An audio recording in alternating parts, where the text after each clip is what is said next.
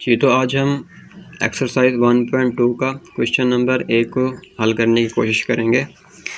Question number 1 की जो statement है वो कुछ इस तरीके से है कि identify which property of real numbers is used in the following. आपने क्या करना है, जो नीचे दिए गए हैं नंबर्स, इनमें बताना है कौन सी प्रॉपर्टी रियल नंबर की इस्तेमाल की गई है। अगर रियल नंबर की प्रॉपर्टी के बारे में आपने पहले से वीडियो नहीं देखी तो मैंने उसकी लिंक अपनी डिस्क्रिप्शन में दे दी है, वहाँ से आप लोग पहले देख लें।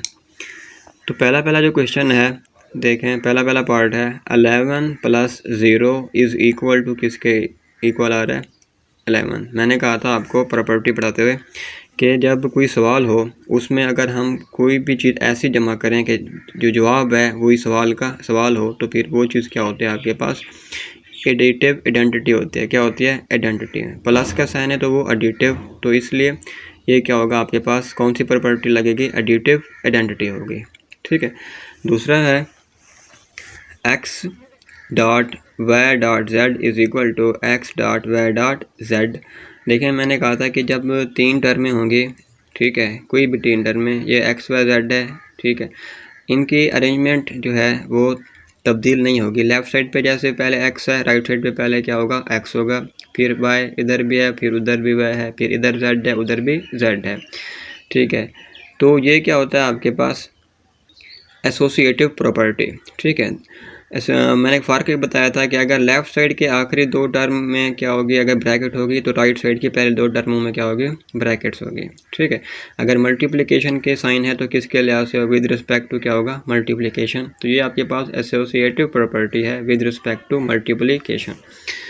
दूसरे में हो रहा है 12 है और इसका एडिटिव इन्वर्स है -12। इन दोनों को जब ऐड करेंगे तो आंसर क्या आएगा आपके पास? 0। अगर आंसर 0 के इक्वल आ जाए तो फिर वो क्या होता है आपके पास? Additive inverse.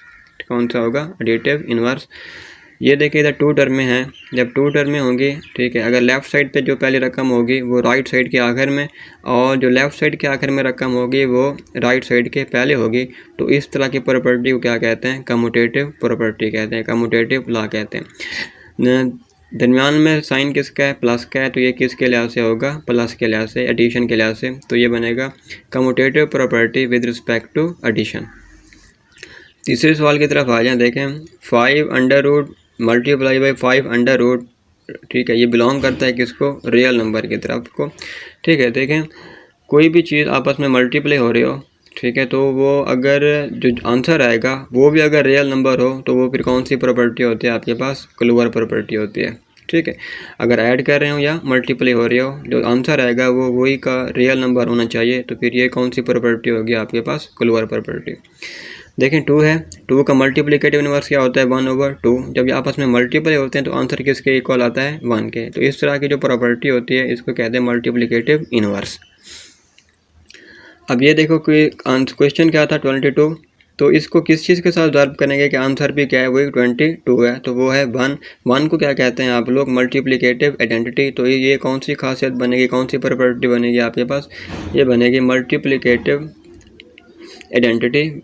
ठीक है, ये देखें अगले पार्ट में -6/10 है, इसका फिर जो मल्टीप्लिकेटिव इन्वर्स आएगा क्या आएगा? -10/6। क्यों? क्योंकि मल्टीप्लिकेटिव इन्वर्स में रकम क्या होती है? तब्दील हो जाती है। जब इनको आप लोग मल्टीप्लाई करेंगे आंसर अगर किसके इक्वल आता है? 1 के इक्वल आता है, तो इस तरह की प्रॉपर्टी को क्या कहेंगे आप? मल्टीप्लिकेटिव इन्वर्स कहेंगे। इसी तरीके से अब 3 टर्में हैं। देखें 3 टर्म में हों तो मैंने पहले बता चुका हूँ कि कौन सी होती है ये एसोसिएटिव प्रॉपर्टी। प्लस का साइन है तो ये किसके लिहाज से होगा? With respect to addition. Associative property with respect to addition. इसी तरीके से दूसरी देखें, ये भी क्या होगी आपके पास? एसोसिएटिव प्रॉपर्टी होगी। ये भी कौन सी होगी? ये जो सवाल है जवाब भी वही का वही आ रहा है, ठीक है, तो ये क्या होगा? मल्टीप्लाई हो रहा है तो ये मल्टीप्लिकेटिव आइडेंटिटी होगा। ये 2 टर्म में है, ठीक है, लेफ़्ट साइड पे जो रकम है, टर्म है, वो राइट साइड के आखिर में, और लेफ़्ट साइड के जो आखिर में है वो राइट साइड के पहले, तो ये बनेगा आपके पास commutative property with respect to multiplication. ये जो सवाल है वही जवाब आ रहा है, और किसके लिहाज से हो रहा है? ऐड करने से, तो ये एडिटिव आइडेंटिटी होगा। ये मल्टीप्लिकेटिव कम्यूटेटिव ला सॉरी, क्योंकि जो लेफ़्ट साइड पे एक्स है वो राइट साइड के एक्स में चला गया है, और जो लेफ़्ट साइड की दूसरी टर्म है वो राइट साइड के पहली टर्म बन गया है। ये चीज़ आपके पास क्या होगी, फिर एडिटिव इन्वर्स होगा। ये थी आपके पास क्वेश्चन नंबर 1 प्रॉपर्टी के बारे में। डिस्कस करने वाले हैं क्वेश्चन नंबर 3 को, वो है identify which order property is use in the following, कि कौन सी आर्डर प्रॉपर्टी इसमें इस्तेमाल की गई है। आर्डर प्रॉपर्टी मैं पहले से आपको समझा चुका हूँ, अगर आपने वो वीडियो नहीं देखी तो फिर मैंने डिस्क्रिप्शन में उसकी लिंक दे दी है, आप वहाँ से देख सकते हैं। देखें पहला पार्ट है इसका कि एक्स लेस देन है किससे, वाई से, या एक्स ग्रेटर हो किसके, वाई के, या तो ये किसके इक्वल होता है, x is equal to y के। मतलब एक्स वाई से छोटा भी है और एक्स वाई या एक्स वाई से क्या हो, बड़ा हो, तो इसका मतलब दोनों क्या होते हैं, बराबर होते हैं। तो एक्स किसके इक्वल हो जाएगा, वाई के। तो इस तरह की जो प्रॉपर्टी है वो आपके पास ट्रिचोटोमी प्रॉपर्टी होती है, ए ग्रेटर देन बी। ठीक है, अब देखें ये क्या हो जाता है, ये ए ओवर सी, सी क्या था, कोई भी तीसरी टर्म थी। ठीक है, जो क्या हो रहा है, डिवाइड हो रहा है। ठीक है, डिवाइड हो रहा है, ये लेस हो गया है। कि ये लेस क्यों हुआ है, ये मैंने बता चुका हूँ कि अगर रकम क्या होगी, ज़ीरो से छोटी होगी। ठीक है, मल्टीप्लिकेशन में भी और डिवीजन में भी अगर रकम क्या, तीसरी रकम जो आप लेंगे वो अगर ज़ीरो से छोटी होगी तो साइन में तब्दीली आएगी। अगर ग्रेटर होगा तो फिर वो किस तरफ हो जाएगी, वो लेस हो जाएगी। यानी कि पहली रकम जो ग्रेटर थी वो फिर वो क्या बन जाएगी, पहली रकम लेस बन जाएगी। ठीक है, तो ये कौन सी होगी, ये डिविजनल प्रॉपर्टी है आपके पास। ये देखें ए ग्रेटर देन बी, तो ये क्या बन जाता है, ए नेगेटिव सी ग्रेटर देन बी नेगेटिव सी। अब नेगेटिव का साइन आ चुका है तो ये सब्ट्रैक्ट हो रहा है, इसका मतलब क्या होगा, ये सब्ट्रैक्टिव प्रॉपर्टी है, सब्ट्रैक्टिव। 5 greater than 0। ठीक है, अब ये सी क्या है, कोई भी थर्ड नंबर है या थर्ड टर्म है जो क्या हो रही है, मल्टीप्लाई हो रहा है, तो फिर ये क्या होगा आपके पास, मल्टीप्लिकेटिव प्रॉपर्टी।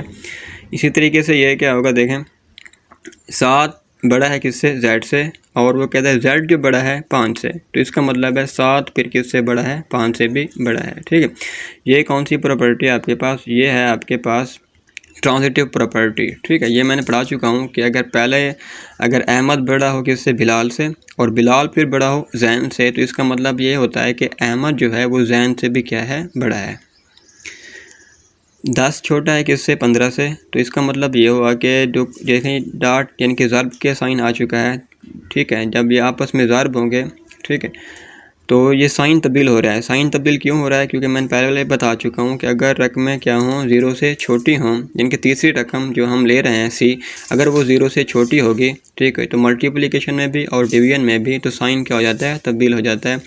जैसे ये लेस था, पहली रकम लेस थी, तो देखें फिर इधर पहली रकम क्या बन गया है, ग्रेटर बन गया है। ठीक है, तो ये मल्टीप्लिकेटिव प्रॉपर्टी है आपके पास। ये फिर सब्ट्रैक्टिव प्रॉपर्टी हो जाएगी। ये डिवीजन हो रहा है तो फिर ये कौन सी प्रॉपर्टी होगी आपके पास, डिविजनल प्रॉपर्टी होगी। ये था आपका क्वेश्चन नंबर 3। उम्मीद करता हूँ आपको समझ आ चुका होगा। मिलते हैं अपने नई एक्सरसाइज की तरफ, तब तक के लिए अल्लाह हाफिज़।